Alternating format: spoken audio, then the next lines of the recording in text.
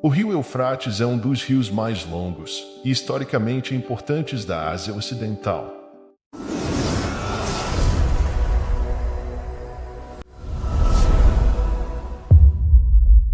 Recentemente, o rio secou repentinamente e revelou mistérios históricos escondidos sob suas águas. O som registrado vindo de baixo é assustador e levanta questionamentos sobre o que está escondido sob o rio. Alguns acreditam que isso pode ser o cumprimento de uma grande profecia do fim dos tempos. A secagem do rio Eufrates não é apenas uma profecia, mas um evento real que está acontecendo atualmente.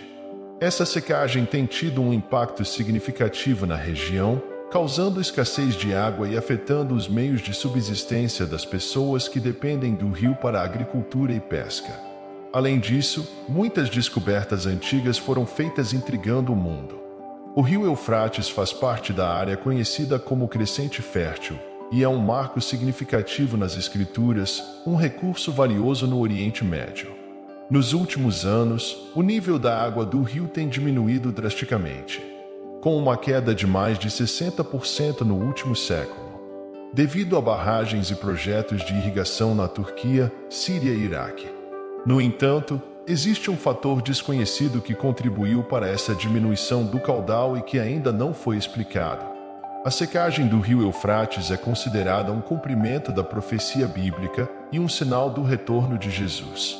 Essa crença é baseada em passagens do livro de Mateus, que alerta para estarmos preparados para a vinda do Filho do Homem. Além disso, a secagem revelou ruínas antigas e uma caverna que pode ser uma relíquia de povos antigos. Historicamente, o rio Eufrates foi usado por Deus para executar juízos divinos sobre Israel, quando ele permitiu a invasão do povo por meio desse rio. O rio era então um símbolo da destruição e dos inimigos que vinham contra eles. Atualmente, esse banho de sangue é esperado pelos habitantes da região associados ao Eufrates, no que poderia ser uma repetição desse padrão histórico. As forças do mal estão lutando contra os cidadãos do reino dos céus, apesar de estarem selados por Deus.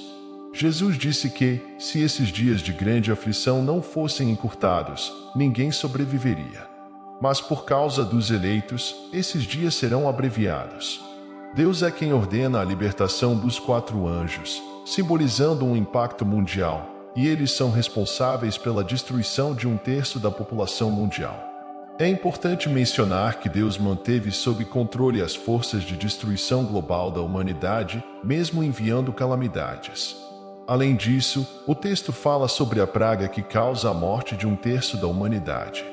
Acredita que essas pragas estão relacionadas aos pecados cometidos pelos seres humanos, que agem em função de seus desejos e ambições individuais, usando os outros para os satisfazer.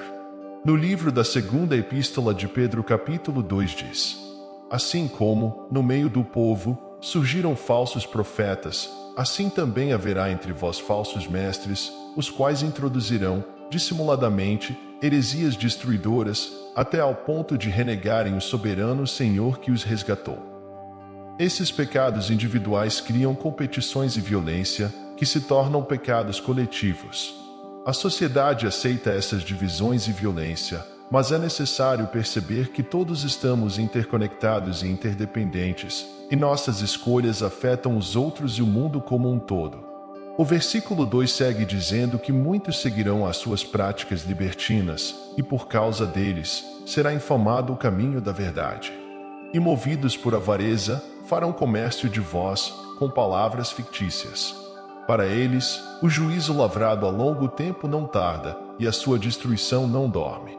O mundo como é um lugar doente e desesperançado, apesar do avanço da tecnologia e do conhecimento científico.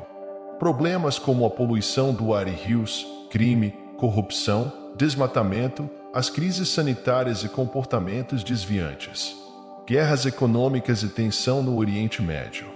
Diante desse cenário, a única esperança para o mundo é o retorno de Jesus Cristo. Quando ele voltar, todas as pessoas se curvarão diante dele e confessarão que ele é o Senhor.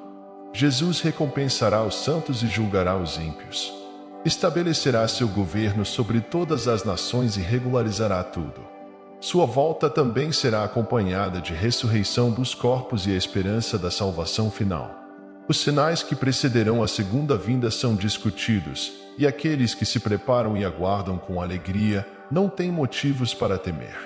A segunda vinda de Cristo é apresentada como uma característica necessária da mensagem do Evangelho, trazendo a esperança da vitória e salvação dos corpos mortais.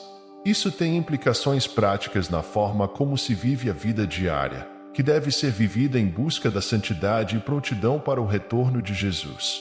A confiança é depositada em Jesus para julgar e corrigir todas as coisas quando ele voltar. Nunca se esquecendo que a salvação é de graça. Sim, de graça, para todo aquele que crer em Jesus Cristo e confessar Ele como o único e suficiente Salvador. Um presente de Deus para nós, para que ninguém se glorie de suas ações. Devemos abster-nos de se vingar ou de julgar as pessoas, porque podemos confiar que o verdadeiro e digno juiz fará justiça segundo a verdade. Qualquer atraso no regresso do Senhor é para dar mais tempo às pessoas se arrependerem e encontrarem a salvação. Partilhemos o Evangelho e a esperança da salvação em Cristo pela graça através da fé. Vigiai e orai para não cair em tentação. O espírito de fato está disposto, mas a carne é fraca. O mundo tal como o conhecemos está chegando ao fim. E isso é comprovado pelos diferentes acontecimentos terríveis que estão a ocorrer no mundo. Muitas práticas ímpias e desprezíveis. Temos que nos agarrar à palavra de Deus e mantê-la acima de qualquer tendência ou invenção. Há um ditado comum que diz: viver cada dia como se fosse o último, é inegável que não há garantias nesta vida. Tudo pode acontecer em qualquer altura, a qualquer momento. O rumo da vida de qualquer pessoa pode mudar num instante, e não sabemos quando será os nossos últimos momentos de vida. Uma citação como esta serve para nos motivar. Porque quer estejamos vivos ou mortos, o nosso destino eterno é o mesmo. Através do amor de Deus entregando o seu Filho para morrer na cruz e nos dar a salvação. Ele virá porque prometeu que viria. João capítulo 14, versículo 3 diz: E quando eu for e vos preparar lugar, voltarei e vos receberei para mim mesmo, para que onde eu estiver, estejai vós também. Agora te peço um favor, se esta palavra falou ao seu coração, deixe o seu like para ajudar o canal. Assim esta mensagem pode atingir mais pessoas. Se você não é inscrito, por favor se inscreva, para receber os próximos vídeos. E não esqueça, precisamos permanecer firmemente enraizados na obra de Deus. Porque Cristo nos afirmou que vai voltar. Voltará com recompensas, como um farol que atravessa a noite mais escura. Jesus ilumina o caminho da redenção, a sua salvação que ecoa pela eternidade. Obrigado por assistir. E até o próximo vídeo.